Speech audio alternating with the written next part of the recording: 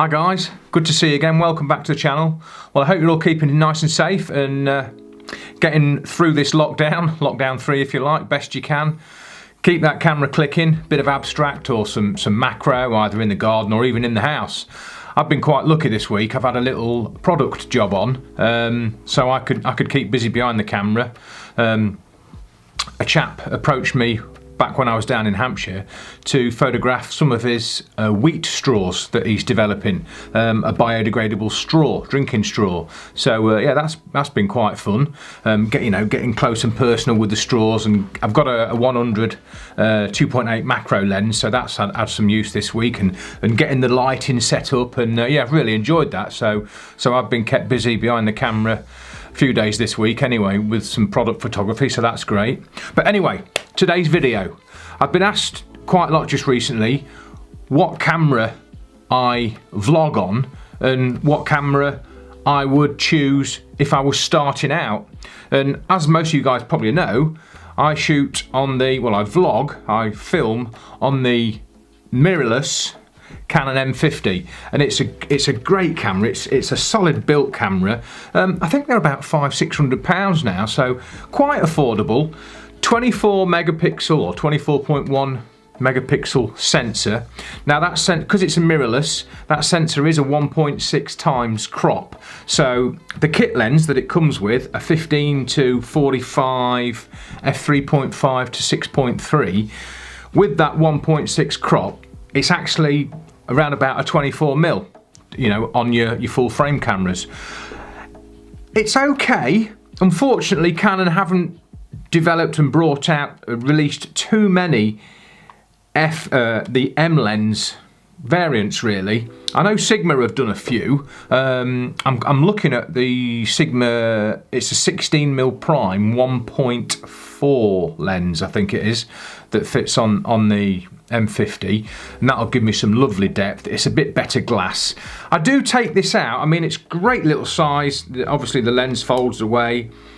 It's a great little size to put in your pocket to, you know, if you're nipping out for an hour or something, like some of you are now at the minute, just going out for a walk and that. It's a great lens for it. Obviously the higher spec lenses are obviously quite a lot bigger, so it might be a bit more tricky to get in your pocket. I have noticed with this lens, the images aren't pin sharp when you bring them in on the, even though it's a 24 megapixel camera.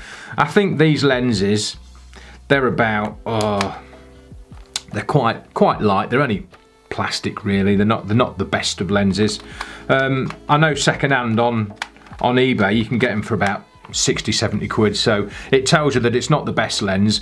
Obviously with the better M lens series of lenses, you know, including the Sigma lenses, I'm sure they're a lot, well, I know they're a lot sharper. Quite a few of the vlogging guys put the Sigma 16mm 1.4 on and pin sharp footage, you know, obviously mainly for B-roll and that. But I wanted to talk a bit about the camera itself straight away. Obviously I'm filming on the 5D Mark IV, I'll get it out in a minute. And straight away I am missing a flip out screen. Obviously this is great for vlogging, whether you're doing portraits, you know, it'd be ideal for Insta stories, or obviously when I'm vlogging I'll flip it round and I can see exactly what I'm doing. It's the first thing I missed when I was getting set up. Obviously the screen on the 5D Mark IV is just fixed, it's not a flip screen, so I've had to press record, set my lighting up, stop it, spin it round, see that I'm positioned right, and it is a right pain. So straight away I'm missing that flip screen. It's a great screen, about 3 inch I think, good quality screen. Obviously it's all touch screen as well, so great for again for vlogging. You know, I can lean over and set my settings, and I can see exactly what's going on, altering the exposure. It's all on the screen. Now obviously with it being mirrorless, it's also got your, is it EVF, your electric viewfinder, which I don't really, I hardly ever use, because I even when I'm shooting, if I nip out and do some stills, I'll just turn the screen round and I'll have it on live view, you know, so on live view on the screen, so I can just compose on the screen, which is great. So I hardly ever use the EVS, but it is good. You can set it so that it's slightly it's got a white board around it, so you know exactly what you're getting within your frame. So it is good for that. And underneath the EVF, obviously because I wear contact lens or glasses or whatever, there's a nice focusing slider switch under there, and you can set it just for your eyes, you know, so that's a really good little thing. Another great feature on the M50 is focus peaking. Now obviously that works in manual focus, and I've got it on the red section. I don't know if you can see that. It's in the red menu section, focus mode in section number 6, focus mode, set to manual focus, and then once you're in manual focus, you're in control with the front focus ring on the lens. Now basically what focus peaking is, it's brilliant for someone with bad eyesight like me. The camera will highlight your subject in red. So as you can see here, I nipped out earlier, I've got some lovely trees behind the house. So I just stood there. Now whether you're on, obviously you're on live view mode on the back of the screen, whether you're on handheld or on a tripod, you can just maneuver that, you know, alter that, the front focus ring on your lens, and then you can bring your subject into focus and you can see it's in focus because it will be highlighted in red. I think incidentally you can set it to blue or yellow as well on the M50, but I've left it at red. So yeah, it's a great feature, and as you can see on the video here, I was taking the focus point behind the tree onto the tree and its branches, and then bringing it onto the foreground as well, and you can see the different areas highlighted in red, and then you get your subject highlighted in red as strong as it'll go, and then you know that you're in focus and sharp on your subject. It's a great feature on the M50. I wish it was on the 5D Mark IV, but never mind, I'll have to trust my eyes on the back of the screen on that. But yeah, focus peaking on the M50, brilliant feature. Obviously it's got your mic jack, which is essential for vlogging. I use the Rode Mic Pro, which is obviously mounted on the M50 at the minute. It fits on the hot shoe lovely. That's great. And obviously for the jack, I've noticed while I've been looking at it today, I've lost the little plastic cover. It's come off somewhere in the forest, no doubt. But yeah, so it's got your microphone jack, which is obviously essential for vlogging. Got your hot shoe that the Rode Go slots into. It has got a little pop-up flash. I've hardly ever used that, to be honest, because I've always had it outdoors, but that's another little good quality on it. SD card and battery slot in the bottom. No SD card in this at the minute. But yeah, so that's handy. There is one thing that's a little bit of a niggle for me. On there, obviously, I mount my plate for my tripods. Now, when the plate is mounted on there, I can't get the battery out or get the SD card out, so I have to quickly unscrew the plate. It's only a niggle. It's obviously I don't really take the card out until I get home anyway to download the footage, so it's not that much of a pain.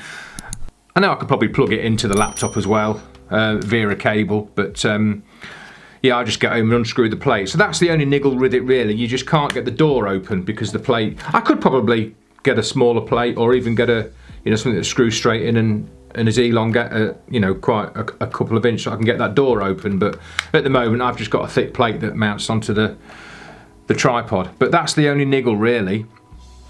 Obviously, it's got digital image stabilization. It hasn't got IBIS, but that's great for handheld. That's really good. So if you're just walking with it, or because sometimes I've vlogged and I've just filmed myself, because it's a nice size camera and you can get it in your hand. I'll turn the digital image stabilizing on, and I can just vlog. And it's because it's a 24mm, obviously it's equivalent on the 15mm there with a 1.6 crop. It's ideal, just hands stretched out and arms stretched out, and I can vlog with it. And the digital stabilization does work quite well.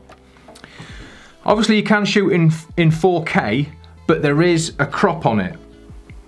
It crops the sensor even more. So I rarely shoot in 4K. I do sometimes for B-roll, obviously because it's better quality, but it doesn't half use your memory up then, of course. So I sometimes shoot in 4K, not too often, because although you're getting the sharpness, it's cropping in on the sensor and you're losing it. It probably, I haven't got an example to show you, but I would say it crops quite significantly, so I'd say it'd be about 35 to 40mm equivalent that it films in when it's in 4K, up to 60 frames per second when you're shooting in 1080p. I mean, obviously, for vlogging, I always shoot in 30 frames per second, so I'm nearly always in 1080p. Never found a problem with it. It's fantastic for that. It does do 720p as well at 120 frames per second, but not many people shoot in 720 now. The quality's not that good. I've never actually tested it for the 120 frames per second, which is obviously your slow-mo. You can slow things right down in 720p, but it has got that option as well. The autofocus points, it's got 143 autofocus points, so loads to choose from in there and scroll around.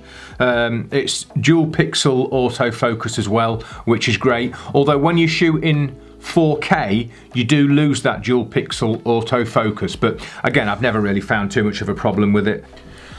It's also got Wi-Fi on it, so it's Wi-Fi enabled, and you can link that to your phone or on the app. So obviously I've got the Canon phone app on my iPhone, and if I'm out in the field vlogging, I'll link it up to the app, and then I can walk, 40, 50 yards away. I can hit record on the app, I can see that it's recording, then I can do my piece to camera as I'm walking towards the M50, so that's really handy. Obviously it's got Wi-Fi and GPS, obviously linked into your mobile, so you can GPS tag your images, and then when you get back and download them, you can go on to Google Earth or whatever, and you can see exactly on the GPS map where that image has been taken if you forget or whatever. So that's another really handy feature on here, Wi-Fi and GPS enabled. Now, talking about vlogging again, something else that I'd recommend that you purchase is a 49mm variable ND filter. Screw straight onto the end of the lens there, just like that, and then it allows me, because I need to be shooting in 30 frames per second when I'm filming, when I'm vlogging, and I'd like to keep the ISO down to 100, and I'd like to keep it at an aperture of f3.5, just to give me that nice depth of field. I'm nice and sharp and in focus, or your subject is, whatever you're filming, and then you've got a nice drop off. As you can see on here, I've got a 16 to 35 f4 on the 5D Mark IV here at the minute, and as you can see, even at f4 I've got a nice depth, a nice drop off. The background's just slightly soft, which is nice. So with it being the widest aperture on this particular kit lens is f3.5. I like to keep it at that when I'm doing my piece to cameras and whatever. And so if it's a really bright day, it's sometimes difficult to keep it down at f3.5. So I have forgotten this before, and I've ended up filming at f6.3 just to keep the exposure down, which it's not the best footage really, because obviously everything is going to be sharp because you've got that better depth of field. So to keep it down at f3.5, 30 frames per second, which is your optimum, your best frames per second for vlogging, and keep it at ISO 100 so that I'm not going to affect the settings at all, I would just pop this variable ND filter on, and then I just adjust it to suit. I can see it, I can literally have it on the tripod, and I'm talking to the camera, and I can just alter that, and as I'm altering it, I'm watching the screen. In fact, I might be able to, I don't know if I can turn it on and show you. There's one of my lights. Oh, it's not really going to work on there, but yeah, when I'm out in the field, I just alter that to suit.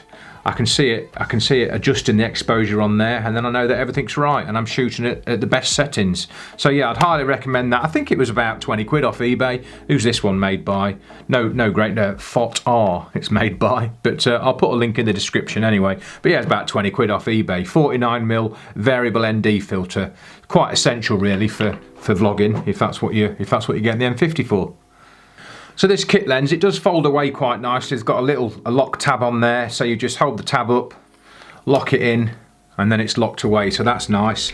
Get the old lens cap back on. And I say, it fits in the pocket really nicely. It's not too heavy, it's well made, it feels strong, it feels sturdy. Obviously the lens is a little bit plasticky perhaps, but there are quite a few M lenses out there. I know Canon haven't released many M lens fits for it, but there are some. I think but Sigma have made some good lenses. I think there's a Sigma 18 to 35. Like I mentioned earlier, the Sigma 16mm 1.4, that's the one that I'm probably going to opt for next, and hopefully that'll improve the vlogs a little bit, and I'll have an even better, a nice depth of field. And obviously with it being, it's quite this is obviously the kit lens, like I said earlier. Aftermarket lenses like your Sigmas are obviously a lot bigger, but they're obviously a lot better glass. So you're going to get a sharper frame, a sharper image. Like I said earlier, this lens, it is good and it's great, but if you want to improve and you want to start printing images, printing your photos, then probably not the best lens to use. I say the Sigma lens is a slightly better glass than, Canon did release some M lenses, but not too many to choose from. And I think a lot of the vloggers that I've seen on YouTube are going down the Sigma route. But yeah, so I think I'm gonna have a look at the 16mm 1.4, which will give you a lovely depth, obviously. Again, in conjunction with a variable ND filter, you can keep all them settings down and keep your nice depth. But yeah, but anyway, that folds away quite nicely and fits in your pocket, and it's not too heavy a camera. So yeah, job's a good one. Well, I hope that's helped you out a bit, guys. I'll certainly be sticking with that for now. It's a nice affordable camera, both for stills and obviously for me, mainly for vlogging. Get some great results out of it. Obviously you've seen, you've seen the quality of some of the vlogs when I've been out in the forest and whatever. Great little camera, and I say with that variable ND filter, the limits are endless really. You can keep all them settings dialed down and you can get some really good filming, so yeah, well, I hope that's helped out. It'd be great if you could give the video a like, guys. That'd be much appreciated, and subscribe if you haven't yet. That would be great, and hit that notification bell for future videos. And if you've got any more questions, I've only briefly gone over the M50, so if you've got any questions on it, drop me a comment below, and I'll be more than happy to help you out and let you know anything else that I've forgotten to mention today. But anyway, I'm babbling on. Job's a good one, guys.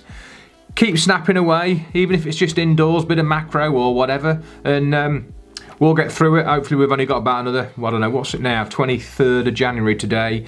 So hopefully this time next month we should be out of lockdown. Fingers crossed, touch wood. I'm grabbing this table, and then we can get out and about again. But anyway, keep safe, guys, keep positive, keep snapping what you can, and we'll catch up next week. Have a good week, guys. Take care. Catch up soon.